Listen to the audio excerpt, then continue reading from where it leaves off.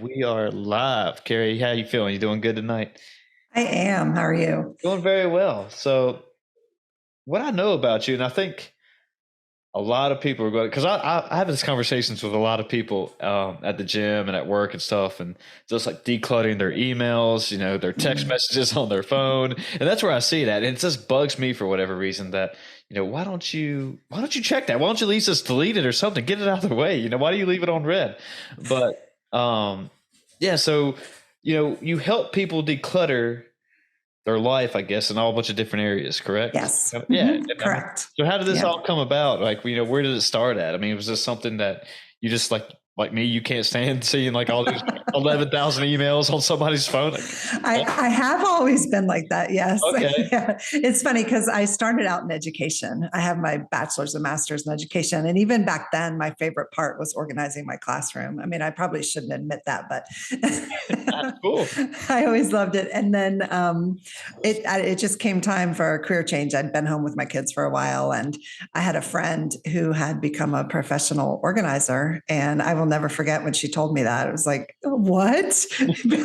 That's a job. I can get paid to do that. So I started that and was doing kind of what you think of typical closet, garage, that kind of stuff. And then Yeah. got certified in 2014 to work with businesses because I found out that I was really good with systems and paper, and I kind of geek out on all that kind of stuff. And then, so I was doing that exclusively business work and corporate. And then in 2017, I did my TED talk on all the different types of clutter and what to do about them. And people from all over the world, I thought it was just a bucket list, like my mom would listen and that would be that. And it went viral, and people from all over the world started reaching out and saying, hey, we need help with this mental clutter stuff you're talking about.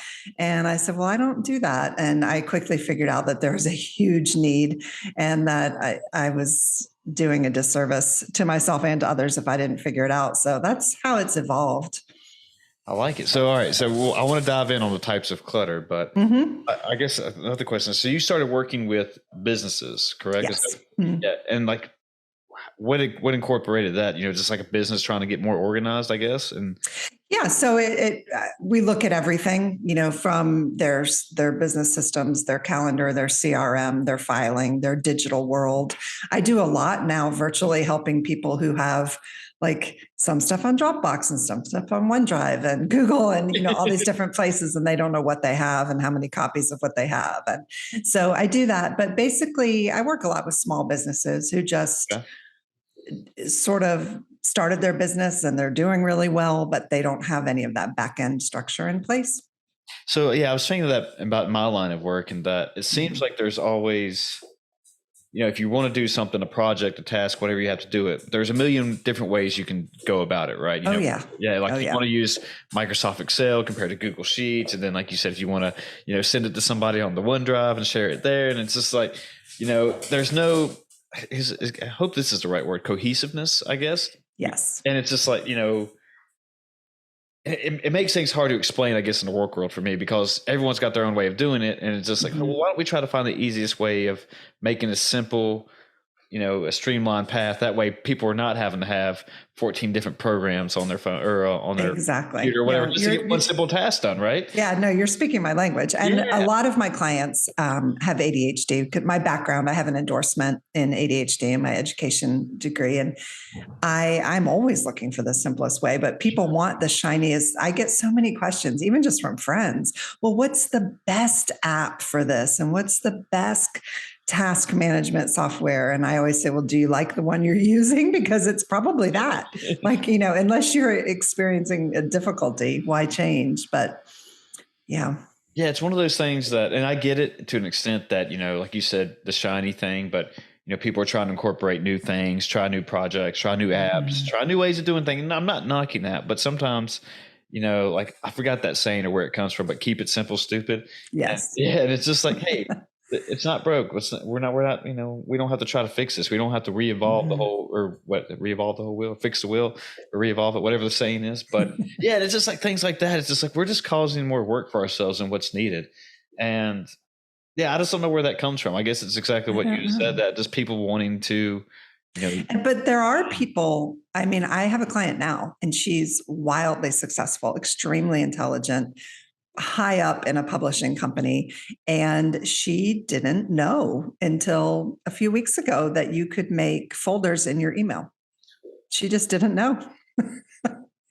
oh, So there are some people that just, you can tell them, the simple tips like, all right, let's look at these areas of your business. well, And she just, that's probably a good point because, I know people who, they want to, how should I put this? So yeah, so for email, like Outlook or Gmail, whatever, they want to stay organized. They want to try to figure out how to do simple tips like that or tricks like that, make folders in there, but they just don't know how. So somewhere they might Google something, they might hear from another friend that, oh, you should do it this way instead. So they're not really getting the full extent out of certain programs that they could be just because, and I'm not saying they're not wanting to learn or anything. It's just that just haven't learned for whatever reason. But it's like some things like that. It's like, oh, this could be even, people thought about this before, you're not, we can use this to the fullest extent, which is kind of cool. So it's just maybe. And I think people just run out of time a lot of time. It gets pushed further and further down the to-do list. Like, oh, that's, for a rainy day that never comes. Oh, I'm one of those people that, it's like a simple task that could take 10 seconds or 2 minutes. And I'll just like, I'll do it later.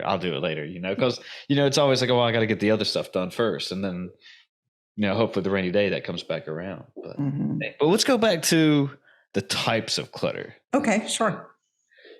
So go ahead. You were going to ask I was just saying, like, what are the types of clutter? I mean, so can I define it first? Because I think that's the easiest way. So I basically use two definitions. In my TED Talk, I actually use one from my mentor, Barbara Hemphill, because she coined it and it's been a gold standard for many, many years, is that clutter is postponed decisions. Because when you think about it, everything that piles up around you or in your world is just a decision you haven't made yet. You've postponed that decision. So I talk a lot with my clients about that because you can approach that from all angles and it's always true. And then recently, I'd say in the past year or so, since we might want to talk about this because it's kind of crazy because I sold or got rid of 95% of everything I owned and moved to the beach. But since I've done that, we can come back to that. Yeah, I'm gonna make a note. Go ahead. Oh, wait. Oh, you froze. And that's that clutter in our life is anything that keeps us from navigating our life with ease. So even if it's your garage is full and so you've got to walk around, even if it's raining or snowing or whatever, or you can't find the email you want because you have 11,000, like you said. So you're not, or just not having systems in your home, like a consistent place to put your keys. How easy is that? But you're always searching for your keys. So it's anything that keeps you from navigating through life with ease, which is what we all strive for. We all want our life to feel good and get our work done and have fun. And so clutter is anything that clogs that up, but there are lots of different kinds. So there's the physical clutter, which we think of, right? Like the stuff that's piled in your closet and your kitchen pantry or wherever. Your junk drawer that you have in the kitchen. Like exactly. Which is okay, by the way. Okay, good. And then there's digital clutter, which we've talked a little bit about so far. And there are other different ones that can kind of be subcategories of that. In a business, you can have systems clutter. There can be noise clutter. But the other big category of clutter is what I call internal clutter. Ooh. So that's mental clutter, emotional clutter, and spiritual clutter. So you have that external, your physical, digital, all the stuff outside, and then you have internal clutter. And so the mental clutter are the easiest way to think of it is those are the things that keep you up at 3 a.m. So it's all those thoughts in your head, it's stuff in the news, it's everything that you can't control outside of you, right? Just, all the things that bombard you.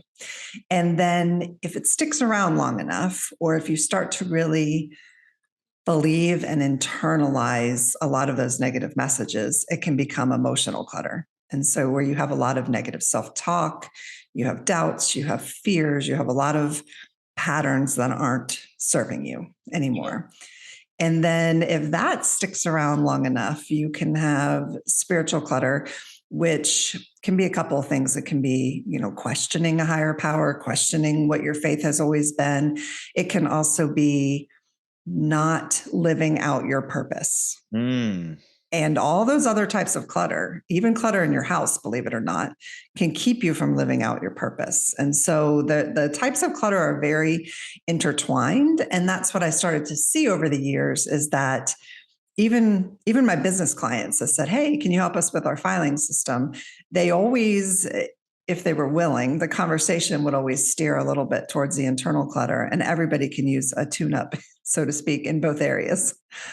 So, all right. So going back, so physical clutter. I mean, do Mm-hmm. you remember that TV show Hoarders? Oh, yeah. Yeah. Yeah. So is that basically when we say physical clutter, just people just keep piling and keep piling? Well, that's the extreme, yes. And Okay. people throw around that word hoarding. That's an actual diagnosis, and there's a scale, a hoarding scale, and that type of thing. But yes, that would be the extreme Does that go along with end. some type of mental illness? Yes, yeah, usually, yeah. That's what I thought, and just and I Well, and maybe not. I mean, that's tricky. Maybe not mental illness, but it is like a diagnosis that you would get. So it's okay, not necessarily tied to a certain mental illness, yeah. but. Well, yeah. See, and I'm probably the last person that should be talking about it, but it's one of those things that where you hear about your grandma or your great grandma or grandparents, whatever you want to say, living in the Great Depression, so to speak. Mhm. They were always they didn't want to get rid of anything, right? But that's just how they kind of grew up, and that was a habit they kind of contained. That hey, this is we didn't know if we were going to be able to eat the next day. We had to Mhm. scrimp to save everything. We did, but I would never say that was a type of mental illness. That was just how I guess their mind adapted into surviving. And Right. some people would just say like, oh, grandparents don't get rid of anything, but it's just because there's something old. They're just old and naive. And it's like, no, I don't really think Yeah. that. And a lot of times it comes from a circumstance. So their circumstance would be, living through the depression or having parents who lived through the depression. I still see clients like that. My older clients are very much like, well, I can't get rid of this, or they want it to go to a really, really good home. You know what? But other types of like severe clutter issues approaching hoarding or crossing over that line into hoarding, they often happen from another circumstance as well, such as like a death or a divorce or disease or depression. It's like a whole series of bad D words, a move that you didn't want to make, a layoff, something like that. So things like that can derail previously organized or semi-organized people and get them to the point where they feel overwhelmed and they don't know where to start, and then it just gets worse and worse and worse. Is that like, And there are some things, like some people have true shopping addictions. Some people are trying to use their stuff almost as a shield to protect themselves and their home, and nobody will come near me. I mean, there definitely are some deep issues, but then there are just other people who get really busy, and all of a sudden you can't park your car in the garage. There's a whole wide range. yeah. Well, to those people who you were talking about, I mean, is that kind of like a coping mechanism or a defense mechanism where they just keep, piling up stuff and we don't really want to get rid of it just because it's one of those things that, for example, like older clients, they just don't want to get rid of certain objects just because there might be a sense of belonging or a sense of nostalgia with it, and just that, hey, I'm Mhm. not ready to let go just because this piece had a memorable impact on my life for whatever reason. Like you said, it wants to go to a good home. Mhm. There's that. There's also just the safety in it. Sometimes people feel like almost clinging to a life raft, like, well, my stuff will keep me safe. Like maybe things in the world are crazy, or maybe my family situation isn't good, but I have my stuff. And so yeah, they cling to it. So with somebody with a physical, like a security blanket or this thing, like where Mhm. they're almost not, we said hoarding was extreme, but we'll say we're not use that in the scenario. But when you come in and start helping these people, I mean, where do you start? Well, there's two different schools of thought. Well, there's more than that, but there's two main. I mean, some people say you just have to, you know, bite the bullet, do the hard stuff, clean it out, and just get it done. Sure. And that's okay in extreme situations, or if the person really wants that, like let's say they want to sell their house. Okay. And they're like, yeah, clean it out. Like I'm ready. I want to move. I have this big plans. Most people, when they get to that point, I mean, I've worked in conjunction with counselors and therapists and things like that before, psychiatrists. Most people need to change their mindset and change their habits, or it's just going to go back to the way it was. And so you have to start and feel success and feel momentum. So I always have my clients start small, like those small wins. And I always say, okay, what area of your house or your room or your office or whatever, when it's clean and organized, what area makes you feel good? Yeah. And everybody has an answer. Everybody knows. Some people it's their kitchen table. For me, it was always my kitchen counters. Some people it's like their entryway, but everybody knows what that is. And so I say, okay, well, from this day forward, like declare this is my clutter-free zone, and don't let anyone you live with, or, just kind of like, nope, this is it. The whole rest of the place can still be a mess, but we have this clutter-free zone. And I've had clients even like clean the table, get fresh cut flowers, like literally when there's piles and boxes everywhere else, but you feel like, wow, look. And it shifts the energy of the whole space. Sure. When you do that. And so I like to start with something really, really simple, really get good momentum. But then after that, I always say, well, start with the critical area or what's bothering you the most. Like what's interfering with your daily life the most? And what area, if we cleaned out, would make everything else feel easier? Yeah. So that's where I start. But the good news about the intertwining of the internal and the external clutter is that even if like, okay, I have this stuff piled up and I know it's because I had these thoughts and all this stuff going on inside my head. If you start on either one, it has a positive effect on the other. So that's what's really cool to see. It's like that snowball effect of good stuff. So if you clean something out and get it organized, you're going to start to feel better mentally and emotionally. And if you work on the mental and emotional, like I teach all different, what I call my toolkit, and people can pick and choose. So let's say you start a gratitude practice, or you start meditating or spending time in nature, or using art or whatever it is, you are going to feel better, more energized, and you're going to have that desire to fix your physical environment. So it's really kind of neat to see the positive effect one can have on the other. Yeah. Yeah. I agree with the, taking the almost the small steps or the baby steps and getting like a small win and riding that momentum and, knowing that, hey, this is possible. It's like, saying, like, all right. So for example, I'm currently training for a half marathon, but so before that, like I would have never went out day one and just ran 13 miles. It's just like, hey, let me build up to this and get some small wins. And that's helped me mentally and physically, and just say, hey, okay, I'm at 1 mile, I'm at 2 miles. I'm doing this little by little. And just, it's little things like that where people, I wonder if they have this, misconjunction where it has to be an all or nothing kind of attitude that, if I can't get it all done in one day, then it's just not going to happen. And a lot of people do, or people, I've had families over the years hire me and they think, well, if you just fix it for them. I'm like, well, I don't fix. I don't, I'm teaching new habits. I'm not going in and cleaning someone's house. There's a huge difference. Sure. And some people think like, if I can't finish it now, I'm a failure, but we work through that very quickly. Well, I mean, you're teaching new habits, and I like that. And it's just because, what is that old saying that, you teach a man to fish, he eats forever, but if you feed him, he eats for the day, something like that. So yeah, it's building those little habits like that, and like you said, you're riding that momentum, you're riding that success train.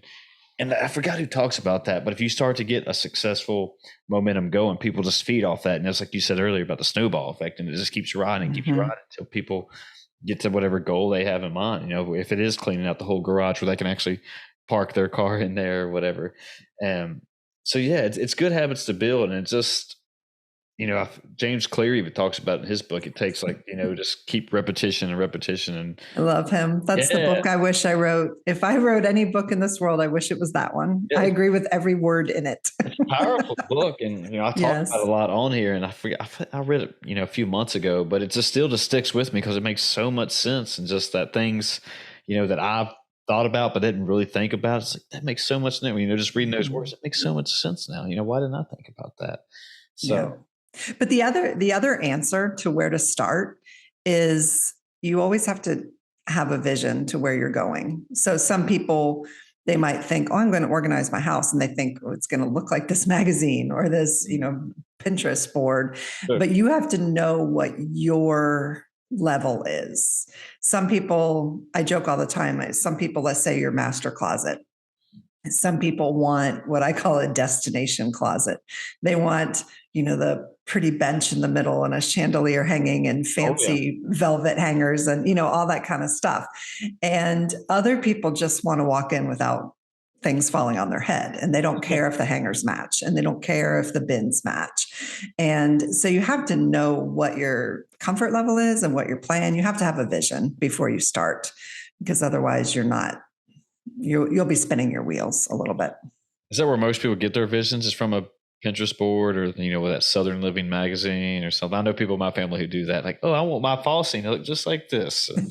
They do. And there's nothing wrong with that. I just wrote a controversial Facebook post last week where I said that I didn't care what your home looked like. And people are like, what? Because there is such a thing as visual clutter too. And, it impacts you.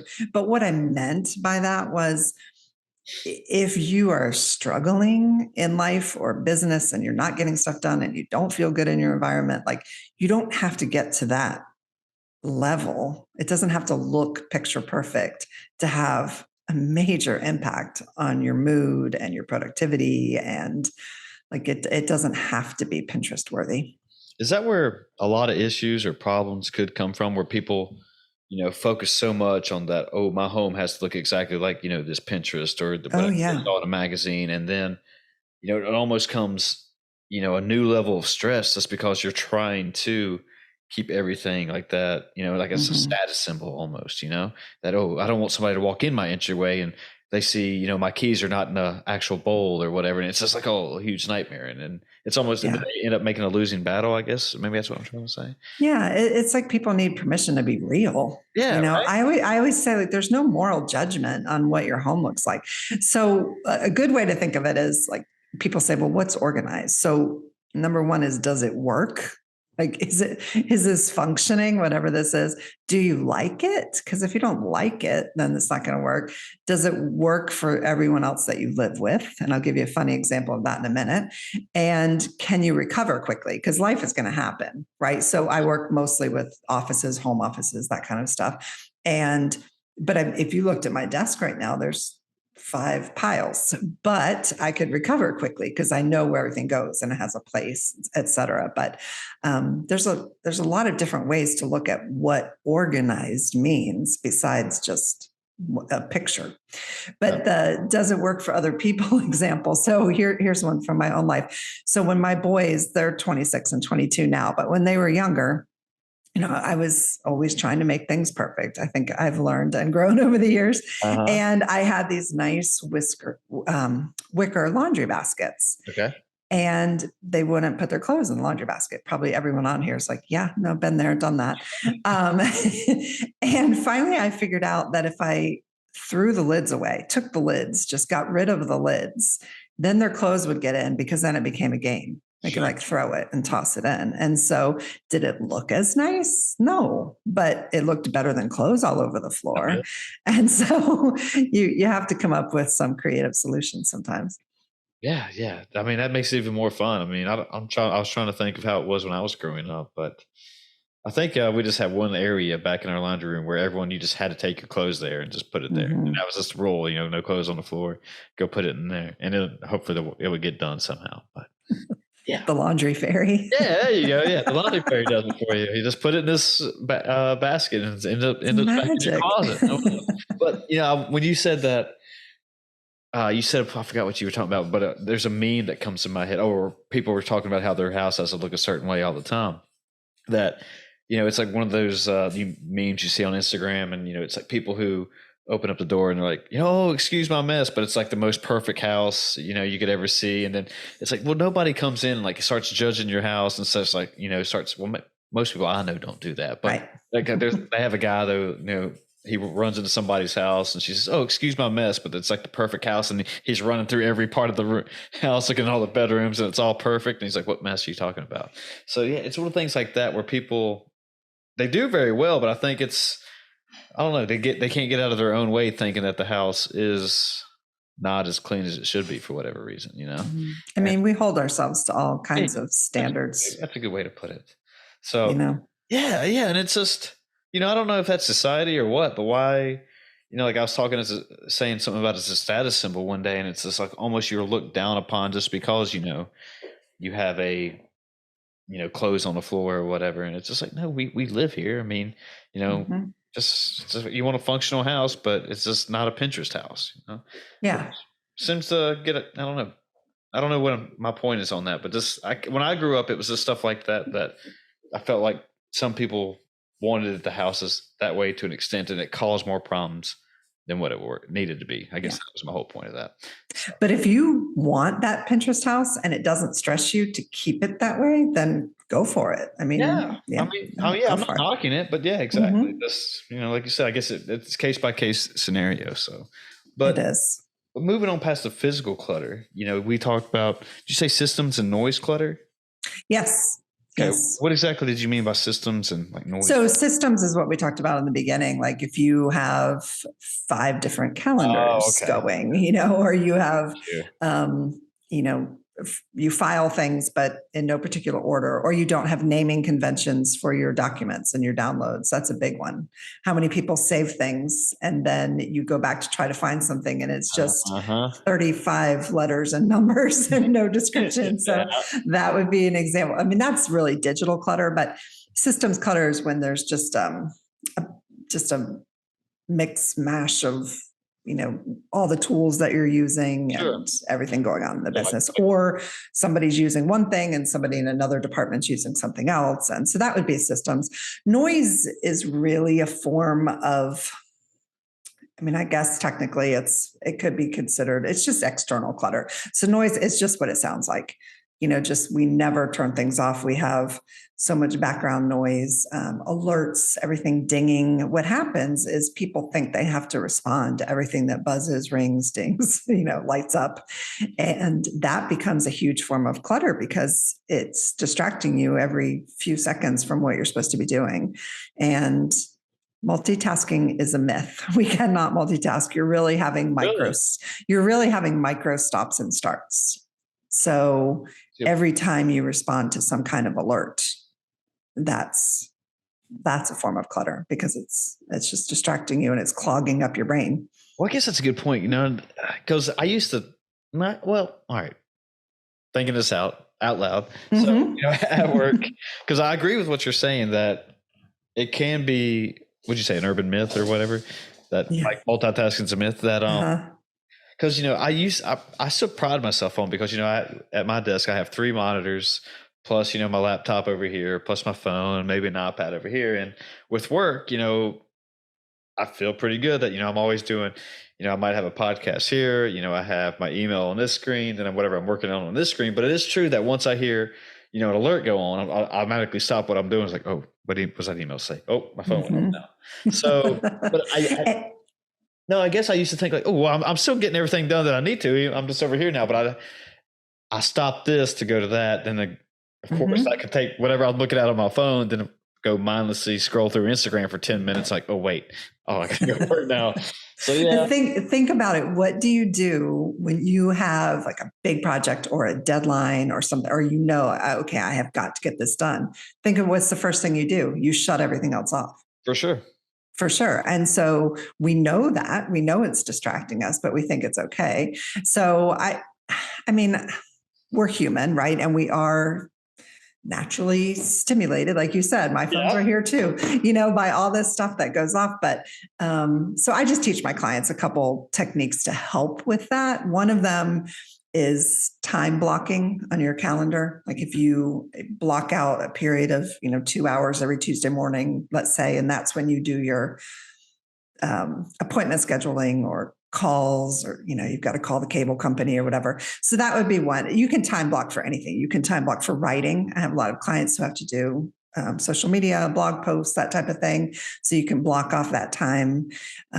So time blocking is really, really effective. The other thing, I don't know if you've heard of the Pomodoro technique. Yeah. What is Have that? you heard of that? So the Pomodoro technique is, the thought process behind it is you do shorter bursts of concentrated activity. So the normal length of the most common length of a Pomodoro is 25 minutes of focused work. Okay. And then you have a 5-minute break. And then you do another 25 minutes, a 5-minute break, et cetera. And so when you do 3 or 4 cycles of Pomodoro, then you take a longer break. So that would be lunch or, your afternoon break or whatever. And what that does is a couple of things. One, it helps people who get hyper focused know that there's an end, there's a stopping point if they have a Pomodoro timer going. It helps people on the other end of the spectrum who really can't get into their tasks know, like, okay, I'm going to do this. It's just 25 minutes. It's not going to kill me. I can do this for 25 minutes. And then the other thing it does is by having that break built in, you get up, you stretch, you get something to drink, go to the bathroom, you step outside, whatever that is, you actually come back. And for that second 25 minutes, much more energized and focused than if you tried to work straight through. And for people who say, no, I'm going to get distracted, I'm not going to know where I am, so what I have my clients do, the ones who are really ADHD, is when the Pomodoro timer, and I'll talk about that in a minute, goes off to tell them it's break time, I have them, like, literally on a sticky note or an index card, write what they were doing at that point, what their next thought was, so they can pick right back up, so they don't worry about losing their place. But you can research, they actually sell certain Pomodoro timers made for that. But then you also can go on YouTube, and they have focus music or concentration music that has a built-in Pomodoro timer on it. And so it plays this background noise. You have to find the one that works for you. Sure. And then there's a little countdown at the end of the 25 minutes. And then it'll tell you when the 5-minute break is over. And I've had really good success with clients. And then with some of the college and high school students I work with, they really like it too, because it helps you feel not overwhelmed. Like, I can do this. Yeah. Or they'll tell themselves, well, I'll just do one Pomodoro. So I'm going to work on my research paper just this 25 minutes. And then usually you get going. Sure. Yeah. So I haven't heard of that, but I have done that without even knowing it. For example, I usually use it, like what you were saying, when I'm doing something that I don't want to do.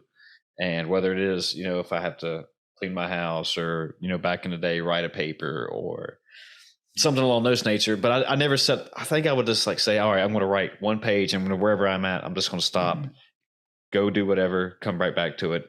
And that's how I tried, I guess, develop self-discipline in a little bit of a way. Just hey, I'll just knock out a little bit at a time. And it's because I don't want to sit here for 3 hours or, however long it's going to take. Cause I know I'll just end up either rushing it, making it, just trying to get it done. Cause I'm hating doing it. Or I can actually just sit, take a break, come back, right, knock it out. I don't know who said it. I wish I remember so I could give credit, but someone has a quote, something like, you can start early and small, or late and big, something along those lines. Okay. Meaning, if you start early, you can just take steps. Ask yourself, what's the next step? What's the next, step in this project?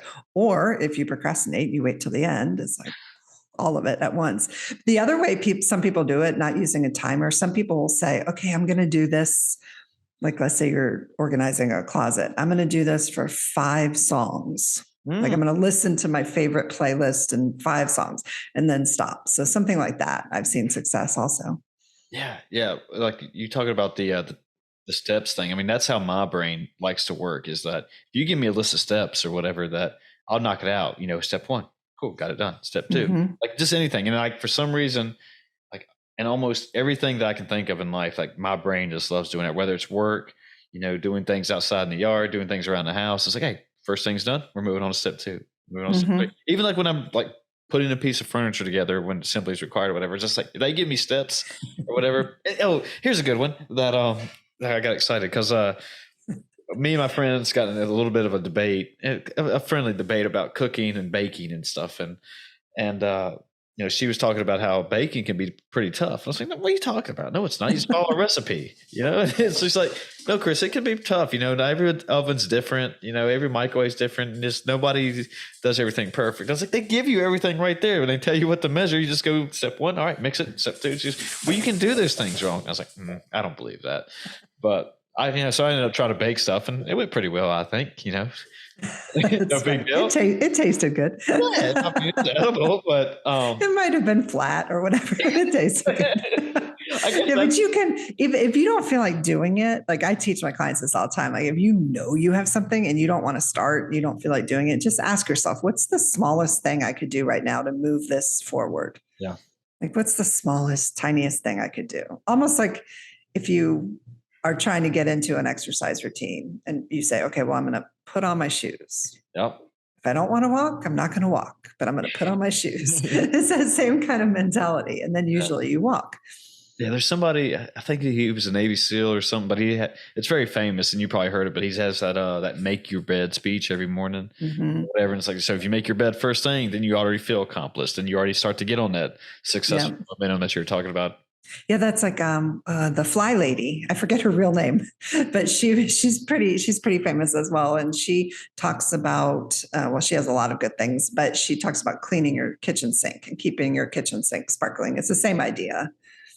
Always clean your kitchen sink. Have a Fly Lady. I haven't heard this one. I might have to look this up. Yeah, she gives daily tips. Like I said, I wish I remember her real name, but I don't right now. Really good. I'll put it in the show notes. Yeah. All right. So moving on, I think we kind of already touched on the internal and emotional and spiritual type stuff, but for there, because when you started to talk about it, for me, that I'm wondering that with so much information that comes at me on a daily basis, just having these conversations, listen to a podcast, the news, television, whatever book I'm reading, that some of those thoughts that I keep in my head based on however the day went, that I start to, I don't want to say overthink, but analyze those things, whether, like you said, spiritual, like life's purpose, or, is there a higher power and stuff. And there's one of those things that, it doesn't keep me up at night, but it stays in the back of my head, and that it's like always wondering, like, hey, what else is out there? Do you journal? I've started to. Yeah, that's a good way to get that out. Yeah. I also teach my clients to do a brain dump, because what's cool about a brain dump, so if you sit and do, let's say once a week or whatever, and you just write down everything that comes out of your brain, just like it sounds, what's cool about it is some stuff will be that deep, like, is there a higher power? And then other stuff will be buy deodorant. Like your brain will just not distinguish, like all kinds of stuff will come out. And so if you don't censor yourself, it'll be like, call mom, get car insurance, all kinds of stuff. And so you don't censor, you just write. Some people set a timer, some people don't. And then you can look at the list later. You can come back to it and say, okay, which of these were tasks? Which of these is a shopping list? Which of these things are something I need? Oh, you may have froze on me. So helpful in clearing our minds. Yeah.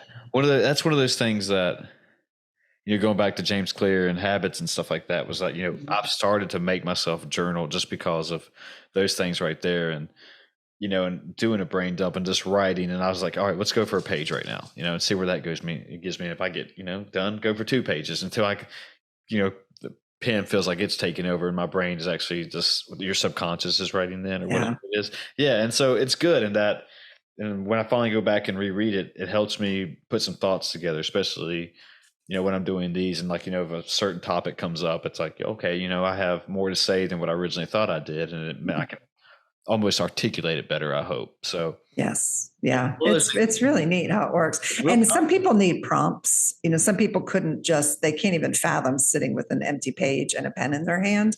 They need prompts. But if you can Google prompts or get journals that already have prompts. But a really cool thing to do is up at the top of the page, write whatever's bothering you in question form, but in a positive question form. So let's say, you don't know what college to go to.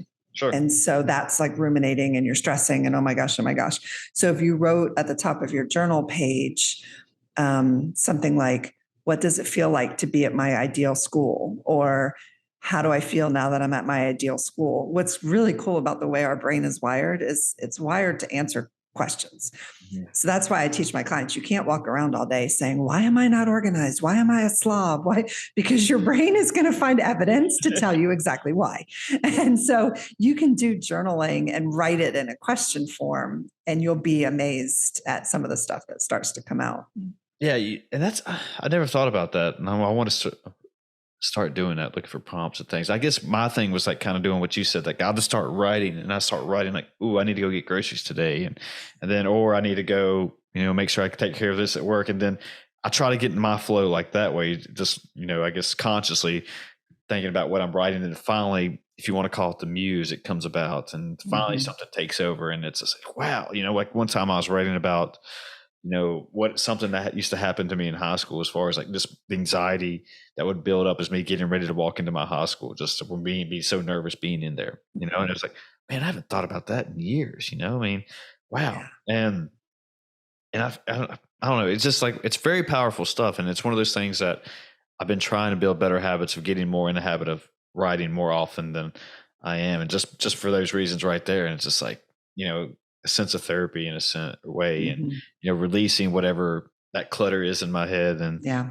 and just like, being able to say things on paper, write things on paper, as opposed to saying them out loud, just because it's like, well, maybe I'm not ready to have that conversation with somebody quite yet, just because I want to Mhm. make sure I have all of my thoughts and feelings and Yeah. ideas You can together. write a letter and then Yeah. burn it, throw it away, do whatever. Yeah. Yeah. But Yeah. if you want to like get into a higher state, a better state of emotion or vibration, the fastest way, well, the fastest way is music, but the other fastest way is through gratitude. So I teach all my clients to have some type of gratitude journal, like a blessing journal, or write 10 things every day that you're grateful for, or something like that. It's the fastest way to shift. Really? I've Hmm. never heard that before. Is that just because your brain just enjoys that type of dopamine rush, I guess? Like saying, "Oh, I'm very thankful," I guess, or Yeah, because like if you think of, on an emotional scale, and let's say you feel depressed, sure.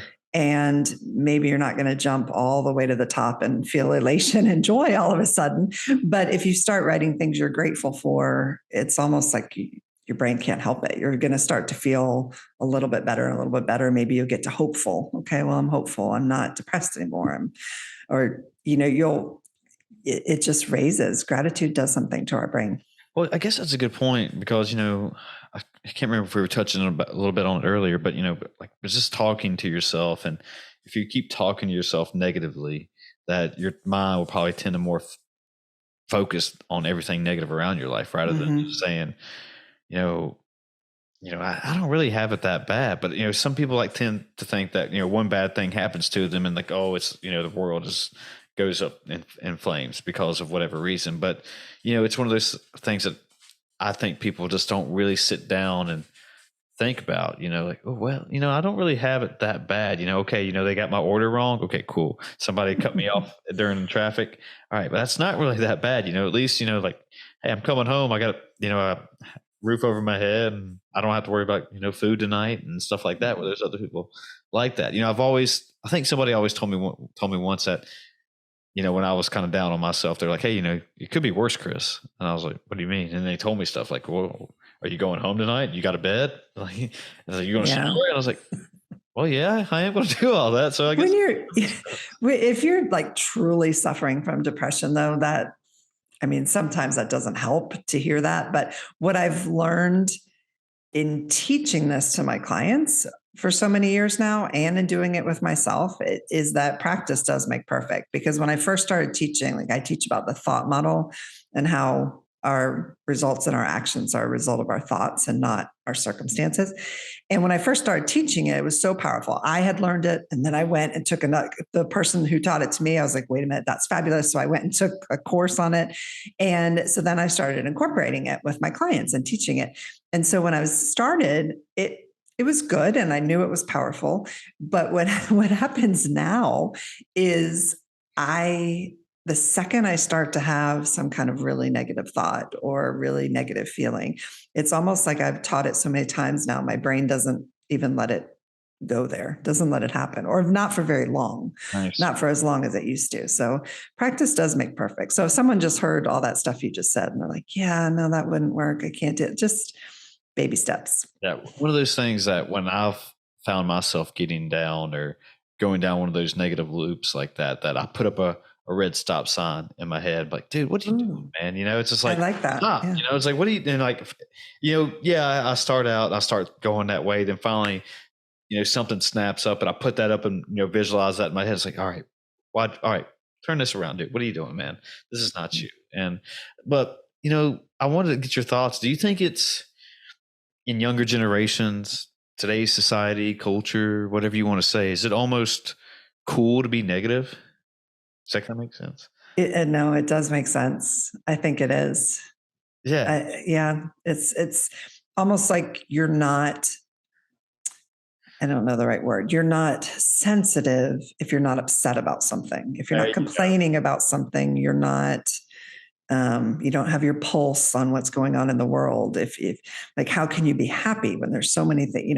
And I think it's very different. I think there's a difference between just going through like la la la la la with blinders on, and having internal peace, just like a state of internal peace. I think they're two very, very different things. You can still be concerned about Sure. what you see around you and have feelings about that without ruminating over it and letting it affect every part of your life, because that's not fixing the problem. Hmm. Yeah. I guess what I'm getting at, or what I was just wondering about, and I'm not calling out any demographic or populations or anything, but it's almost a certain, and I'm generally speaking, that certain people feel like they have to explain on social media or whatever their thing is about how they feel about whatever's going on in the world, whatever topic, subject, or whatever it is, and that it's almost always some sort of negative connotation, and that attracts other negative connotations, and then they go into these echo chambers, and then it's just surrounding yourself within these all negative outlooks on Yeah. whatever it is, and it's just like that cannot be Go healthy. back to what I said in the beginning. Like, that's a form of clutter because those people are not navigating their life with ease. Okay. They are not enjoying their day-to-day interactions. They're probably not doing their best work, or they're probably not showing up as their best selves in the world. When it gets to that point, that's when it becomes clutter, because you're not living your life with purpose, Good with your point. best purpose. Good point. Mhm. Ooh. That's how you know that it's that clutter. And not just, oh, I'm really angry about this today. Like, that wouldn't be clutter. That's just, that happens. But that's how you know it's crossed the line to clutter. Do you sit down and when you're thinking about clutter and people who are maybe suffering with ADD or maybe a type of hoarding, do you have to kind of get yourself into their mindset and what are they really thinking and what are they trying to see things in their shoes? I do. And we spend time talking before we jump into anything. And I do ask them, like I said, like, well, what do you feel about this? What do you want to feel? Yeah. And so many words come out. In that one question, you can pretty much tell where their mind is. And I've heard some really sad, overwhelmed comes up a lot, but people, they'll let you know pretty quickly what's going on. But then I shift it because I said gratitude's important. So the very next thing I ask them is, okay, well, what do you have going for you? Like, do you have a budget to get this stuff done? Maybe you have a beautiful space that you're not using. Maybe you have a friend who's really good at organizing. Like, so I shift it automatically. But yeah, I do have to understand. And you have to also understand why it got that way. Was there an event? Did they come through some type of trauma, or what happened before this to get it to this point? Yeah, I heard somebody explain this or explain, somebody who, let's say that they were fit, skinny, or whatever you want to say at one point in their life, and then some trauma happened and they got overweight. And Mhm. that then they decide they want to, shift it and get healthy again, and that they put it as that, oh, well, you have to get better the same way you got sick. And that was like, hey, so you were doing everything wrong there, and this is what leads you to the state that you are in now. So now we have to reverse that and say, all right, now you have to start. It's going to be a harder path, but you have to do it the same way that you got sick, but make better decisions and just keep that momentum rolling. And then eventually you'll get to hopefully the outcome you Mhm. want, and like Yeah. that, and that kind of made sense to me. It's like, For whatever reason, like it kind of sounded bad at first. I was like, well, I guess that's true in a sense that, you got to do it the same way, but just reverse it. And it's tied together. It's interesting that you mentioned like health and weight. It's Peter Walsh actually wrote a book years ago called, I think it's called, Does This Clutter Make My Butt Look Fat? And it was about the connection between like, having a lot of physical stuff and then unhealthy habits. And with my clients, especially with my younger clients, because I want to set them up good lifetime habits, we talk about what's your morning routine, what's your nighttime routine. Are you starting and ending your day? Like, what are your bookends? What does that look like? Are you drinking enough water? Because nobody's going to make good decisions or have energy to declutter anything if you're dehydrated. So I actually do dive into some of those things, like just general habit improvement. One thing, and I forgot where I picked this up yet, somewhere along my life path, that somebody said that great athletes are governed by routine. And do you see that most of your clients, you ask them what their routine is, do they even have a routine, or are they just kind of, fly by the most of them don't, and a lot of them have resistance. Like, I don't want that structure. I don't want, to feel like it has to be this way. And what people don't realize is if you put in the right routines that feel good for you and that serve you, it actually gives you more freedom than restriction, because you'll end up having more time. You'll spend less time worrying about what comes next. When am I going to do this? The right structure for you actually gives you more freedom than restriction. Yeah, I used to, for whatever reason, I used to say I hate routines, and I think that was because it might be Peter Pan syndrome. If you had a routine, you were growing up, and that was no fun. I'm an adult. Yeah, it's just like who wants to have a routine? But once I put myself into a routine, it was kind of what you said. Like everything started to make sense for me, and I had time to do whatever I wanted. And, I was doing a podcast with one of my friends one day, and this was probably a few weeks ago, maybe a couple months ago. And, he asked me about, work-life balance and, how I'm so able to get everything done. And I was like, well, it's pretty easy, man. It's all about time management. Like I know every night what time I'm most likely will go into bed. 9 times out of 10, I'm going to sleep at this hour, so I can get my 7 to 8 hours. I know what time I got to be at work. I know what time I'm leaving work. And then I know, I'm doing CrossFit at the end of the day. I know when I'm coaching, and then, everything in between. Like I just set my standards. Like, hey, for an hour here, I'm going to do podcast stuff. For an hour here, I'll do my marathon training. Some people, there can be some arguments made that I don't have any kids. I'm just a single dad of 2 dogs, so that also helps. But I still think that it's with time management, routine, and getting in setting good habits that you can accomplish anything you want to. And like maybe I'm making it more simple than what it is, but I think that that's just how it you works. have to start simple. Yeah, though. you got to start. Simple's the secret sauce, honestly. Every time someone says, well, that's too simple, I'm like, great, start with that, see what happens. Because that's, yeah. And it's interesting that you said time management, and then you talked about your habits, because we can't really manage time. We manage ourselves and our energy and our habits. And so a lot of people interchange, because when you said time management, you talked about, I do this, and those are your habits. And so I talk with my clients about like, what are your non-negotiables? So for me, like 99% of the time, I cannot fall asleep unless I floss. For some people, flossing is a stretch, but for me, that's a non-negotiable. Other people have really good habits that would be hard for me. And so I always tell them, like, start with that, keep your non-negotiables, and then go up from there. Like, what new habit do you want to introduce after that? And then some people, they can find that next new habit if they think, well, what did you used to have as a non-negotiable? Because like we said, life can get messy and we can sort of fall off the wagon and things. And so they're like, oh, well, I used to do this all the time. Then start there. That's the habit. That's the first habit to introduce, like stuff you used to be good at. Yeah. I'm one of those guys that I don't like to floss, and and I mean, I don't want to change subjects here, but I'm one of those guys. I'll go to my dentist and I advocate for mouthwash, and that it does just as good as flossing. And I know, and he gets on to me, and it's just kind of a joke at this point now. But I used to say it all the time. It's like, why floss when it's just you put that stuff in, you're good to go. But I know I should floss more. But we're getting a little short on time here, but I wanted to ask you before you got out of here. Um, you said earlier in the podcast something about you sold all your stuff and moved to the beach. Oh yeah, we were Uh, gonna come back to I that. wanted to hear that story.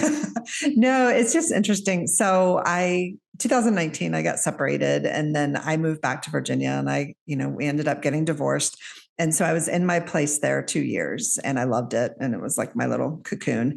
And my landlord decided to sell, and so I decided to take a leap and do something really different.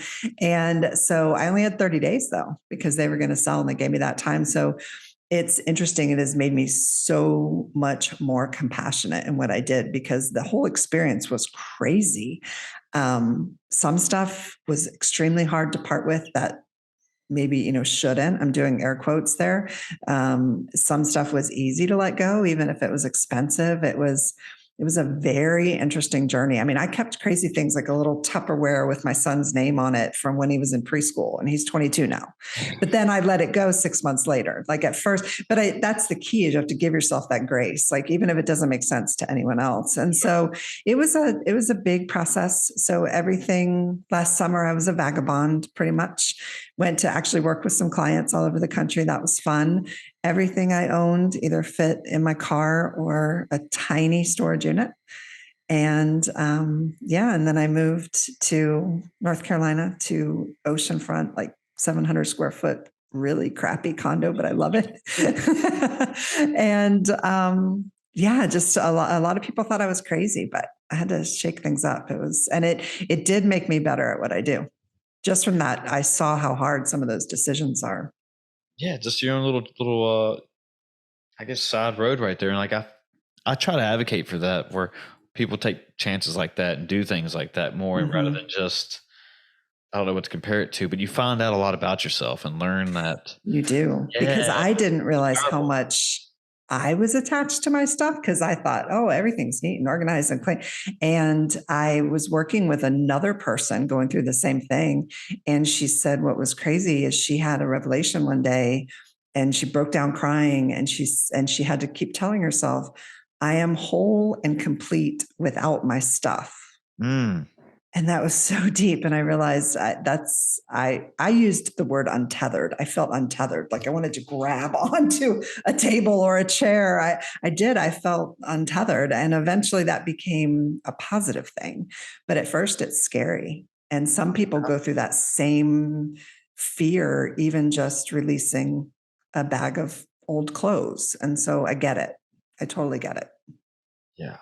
Yeah, that's it's a whole different experience, and I've never really even, I feel like I've never even had a situation like that in my life, and I can't even know if I can even relate to that in any way. But there's some things that I hold true to, just based on like life mementos that somebody gave me, or like a Mhm. grandparent gave me. But for the most part, that I've never, there has been that question to me that, if your house caught on fire, what would be the first things you grab? And it's like, Right. I don't, I don't know. I mean, I used to think like electronics and technology stuff, but I'm at that point now where it's just like, whatever. Your It's just, dogs. yeah, like now it's just like, I guess I'll run in there and grab the dogs if they follow me everywhere I go anyway. So if I'm running out, they're running out with me.